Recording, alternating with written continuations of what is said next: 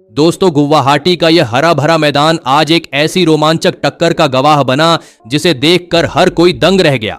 पहले टेस्ट की जीत से गुरूर में डूब चुकी साउथ अफ्रीका की टीम का सामना हुआ भारत की खूंखार गेंदबाजी यूनिट से, और फिर जो हुआ उसने क्रिकेट के बड़े बड़े क्रिकेट पंडितों को तक हिलाकर रख दिया।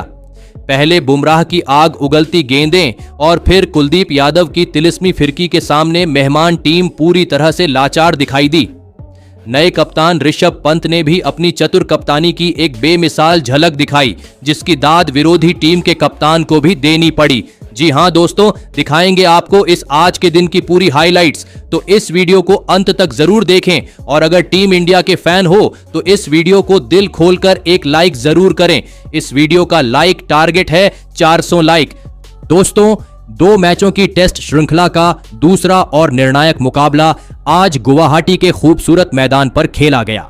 इस रोमांचक घमासान की शुरुआत एक बार फिर साउथ अफ्रीका के पक्ष में हुई, जब कप्तान तेम्बा बावुमा ने टॉस जीतकर पहले बल्लेबाजी का फैसला किया और भारतीय टीम को गेंदबाजी के लिए ललकारा। उसके बाद रनों की बारिश करने के इरादे से साउथ अफ्रीका के 2 दिग्गज ओपनर बल्लेबाज मैदान में उतरे। एडन मार्क्रम और रायन रिकल्टन के कंधों पर टीम को एक विस्फोटक शुरुआत दिलाने की भारी जिम्मेदारी थी, तो वहीं भारतीय आक्रमण की कमान जसप्रीत बुमराह के हाथों में थी। गुवाहाटी की पिच से तेज गेंदबाजों को मदद मिल रही थी और उसी का फायदा उठाते हुए बुमराह ने पहली ही गेंद से अपनी गेंदों में जान डाल दी। उनकी स्विंग और सटीकता ऐसी थी कि बल्लेबाजों के लिए बल्ले पर गेंद लेना भी चुनौती बन गया था। दूसरे छोर से मोहम्मद सिराज ने भी आग उगलनी शुरू कर दी। सिराज की गेंदें हवा में सांप की तरह लहरा रही थीं। दोनों ओपनर्स को रन बनाने में संघर्ष करना पड़ रहा था। एडन मार्क्रम तो लगभग 16 गेंदों तक एक रन के लिए तरसते रहे, मानो उनके बल्ले पर ग्रहण लग गया हो। लेकिन पारी के 7वें ओवर में मार्क्रम ने बुमराह की एक गेंद पर खूबसूरत चौका जड़कर हाथ खोलने की कोशिश की, लेकिन यह खुशी बस पल भर की थी। अगली ही गेंद पर बुमराह की एक शानदार बाहर जाती गेंद ने एडन मार्क्रम को फंसा लिया। गेंद ने बल्ले का किनारा लिया और स्लिप में खड़े केएल राहुल के पास एक आसान सा मौका आया, लेकिन अफसोस राहुल ने वह कैच टपका दिया। जसप्रीत बुमराह हताशा में आसमान की ओर ताकते रह गए। मार्क्रम को यह बहुमूल्य जीवन दान मिला था और साउथ अफ्रीका के खेमे ने राहत की सांस ली थी। साउथ अफ्रीका की यह ओपनिंग जोड़ी संकट में होते हुए भी क्रीज पर जमे रहने की पूरी कोशिश कर रही थी। उन्होंने भारतीय तेज गेंदबाजों का शुरुआती तूफान झेल लिया था और साझेदारी को धीरे धीरे सींचना शुरू कर दिया था। लेकिन जब जसप्रीत बुमराह और मोहम्मद सिराज की तेज धार कम हुई तो कप्तान ऋषभ पंत ने रणनीति में बदलाव किया और युवा नीतीश कुमार रेड्डी और दूसरे छोर से वॉशिंगटन सुंदर को बुलाया। लेकिन नीतीश कुमार रेड्डी की गेंदबाजी में वह तेवर नहीं दिखा जिसकी उम्मीद कप्तान पंत को थी। जैसे ही भारतीय आक्रमण कमजोर पड़ा, साउथ अफ्रीकी ओपनर्स ने अपने बल्ले से रन बरसाने शुरू कर दिए। अब जम चुके रायन रिकल्टन और एडन मार्क्रम ने भारतीय स्पिनरों पर दबाव बनाना शुरू कर दिया। वे आसानी से गैप्स ढूंढ रहे थे और कप्तान पंत की परेशानियां बढ़ा रहे थे। इस जोड़ी ने देखते ही देखते 50 रनों की ओपनिंग साझेदारी पूरी कर ली, जो भारतीय टीम के लिए एक बड़ा झटका था। भारतीय गेंदबाजों की हर कोशिश नाकाम हो रही थी और वे विकेट को तरस रहे थे। यह साझेदारी अब भारतीय टीम के लिए बहुत बड़ी मुसीबत बन चुकी थी। एडन मार्क्रम और रायन रिकल्टन की यह सेट हो चुकी जोड़ी जब मनचाहे तब भारतीय टीम के गेंदबाजों के खिलाफ रन बनाती हुई दिख रही थी, तो वही इन दोनों ही अफ्रीकी बल्लेबाजों को नसीब का भी पूरी तरह से साथ मिल रहा था, जिसने भारतीय टीम की आत्मविश्वास पर गहरी चोट कर दी थी। लेकिन अब पहला सत्र खत्म होने में एक ही ओवर बचा था और साउथ अफ्रीका के स्कोरबोर्ड पर 80 से ऊपर रन लग चुके थे। लेकिन तभी कप्तान पंत ने फिर एक बार अपने सबसे बड़े हथियार जसप्रीत बुमराह पर दाव लगाया और फिर बुमराह भी कप्तान के भरोसे पर खरे उतरे। सत्र के अंतिम ओवर की 5वीं गेंद पर बुमराह ने एडन मार्क्रम के डिफेंस को पूरी तरह भेद दिया। बुमराह की गेंद तेजी से अंदर आई और बल्ले और पैड के बीच इतना फासला था कि गेंद ने सीधे स्टंप्स उखाड़ दिए। एडन मार्क्रम अचंभित रह गए और वह 81 गेंदों में 38 रन बनाकर पवेलियन लौटे। इस अंतिम वार से भारतीय खेमे में खुशी की लहर दौड़ गई थी।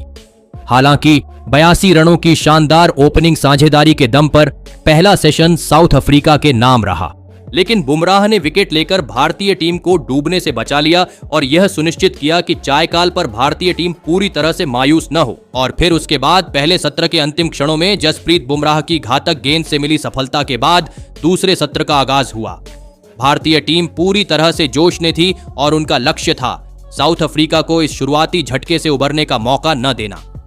विकेट गिरने के बाद ट्रिस्टन स्टब्स बल्लेबाजी के लिए आए, लेकिन जसप्रीत बुमराह के सफल ओवर के तुरंत बाद कप्तान पंत ने गेंद स्पिन के जादूगर कुलदीप यादव को सौंप दी और कुलदीप ने आते ही अपनी घूमती गेंदों का जाल बिछाना शुरू कर दिया। और ये क्या, कुलदीप यादव की यह रणनीति तुरंत ही रंग लाई। उन्होंने साउथ अफ्रीका के दूसरे ओपनर रायन रिकल्टन को अपने जाल में फंसाया और एक लाजवाब फ्लाइटेड गेंद पर रिकल्टन चकमा खा गए और विकेटकीपर ऋषभ पंत को आसान सा कैच थमा बैठे। रायन रिकल्टन 82 गेंदों पर 35 रन बनाकर आउट हो गए।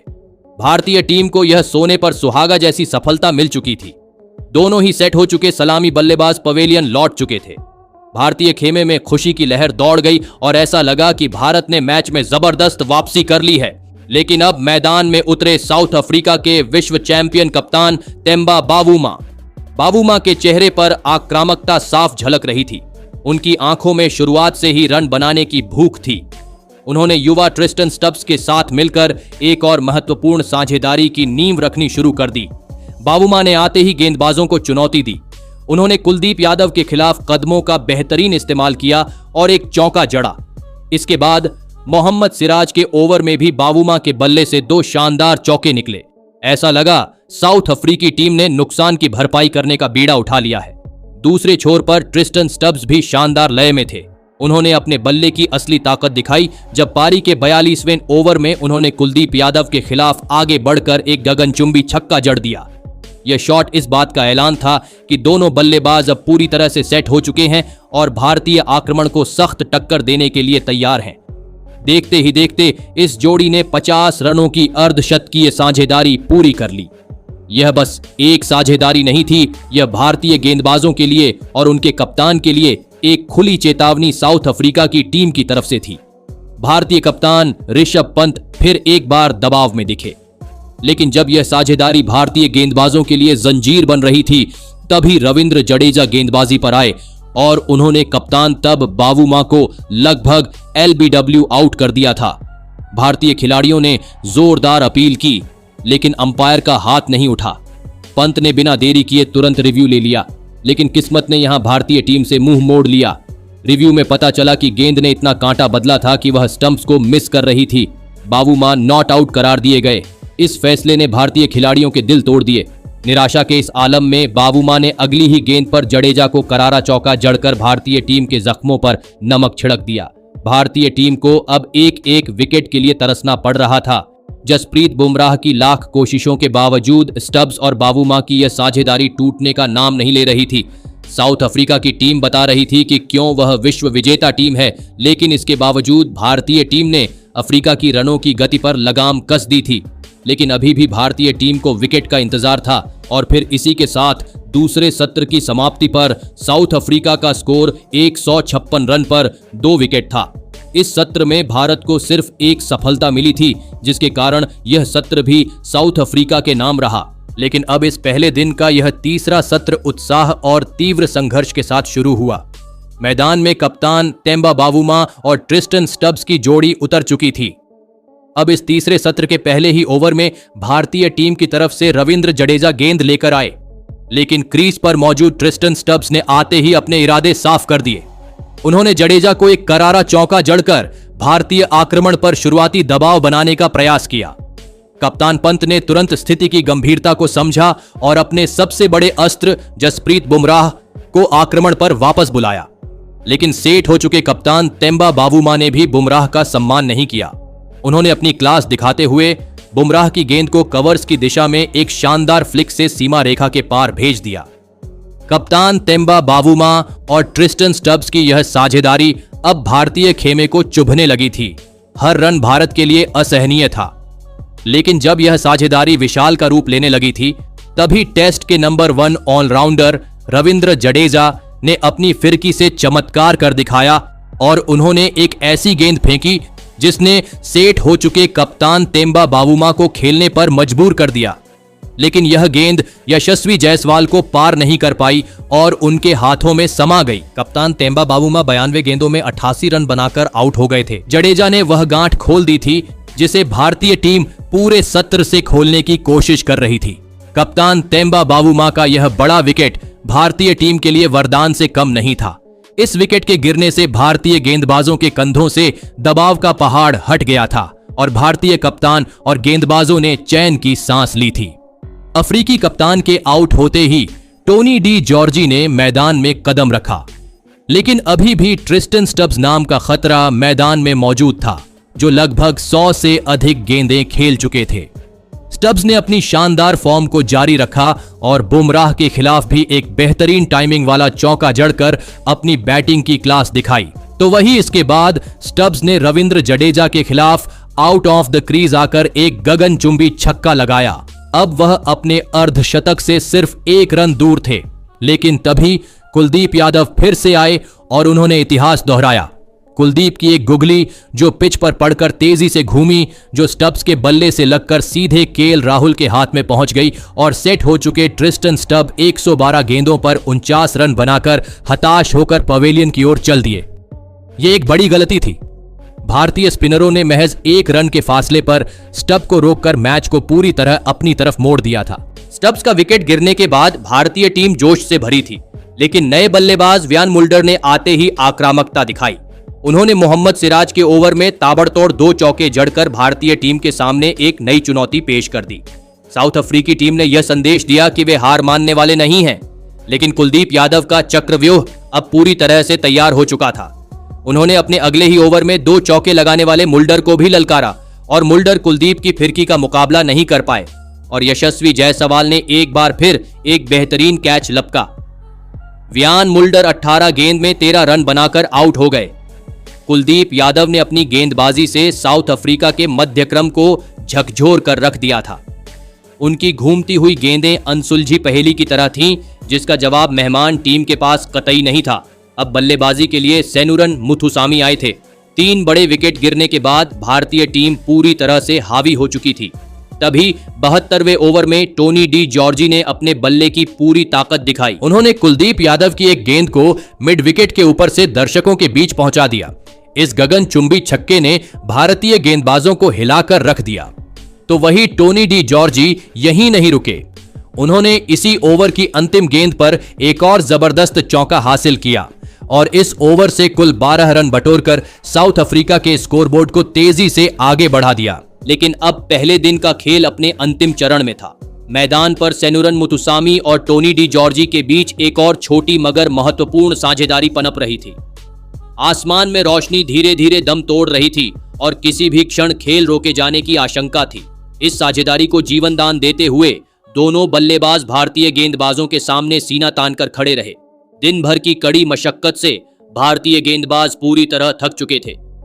कप्तान ऋषभ पंत अपनी टीम को लगातार प्रेरित कर रहे थे, लेकिन विकेट झोली में नहीं गिर रहा था। लेकिन भारतीय टीम के पास रणनीति बदलने का एक अचूक मौका था। पारी के 80 ओवर पूरे होते ही कप्तान पंत ने एक पल भी देर न लगाते हुए तुरंत नई गेंद ले ली। यह एक निर्णायक फैसला था और यह क्या नई गेंद का जादू चला।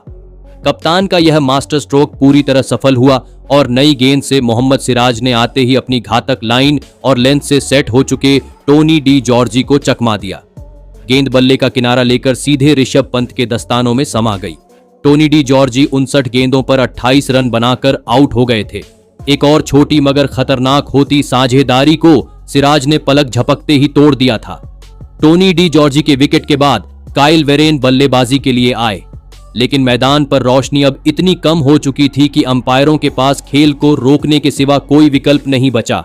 साउथ अफ्रीका ने पहले दिन के अंत तक स्कोरबोर्ड पर 247 रन लगा दिए थे, लेकिन उन्होंने अपने 6 प्रमुख बल्लेबाजों को भी गंवा दिया था। दोस्तों, अगर हम इस पूरे दिन का खेल देखें तो यह तीसरा सत्र पूरी तरह से भारतीय टीम के नाम रहा। इस सत्र में भारत ने 4 बड़े विकेट हासिल किए और साउथ अफ्रीका को पूरी तरह बैकफुट पर धकेल दिया। साउथ अफ्रीका की बल्लेबाजी ने भले ही लगातार छोटी साझेदारियां बनाई, लेकिन भारतीय गेंदबाजों ने दिन भर अनुशासन की मिसाल पेश की। उन्होंने विरोधी टीम को तेजी से रन बटोरने का मौका नहीं दिया और अंतिम सत्र में तो बाजी ही पलट दी। लेकिन भारतीय टीम के असली नायक बनकर उभरे कुलदीप यादव। इस युवा स्पिनर ने अपनी सटीक और अद्भुत फिरकी से साउथ अफ्रीका के 3 महत्वपूर्ण विकेट चटकाए, जिससे भारतीय टीम मैच में अपनी पकड़ मजबूत करने में सफल रही।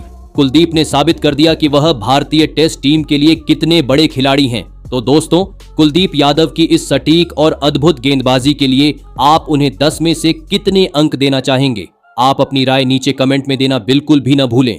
धन्यवाद।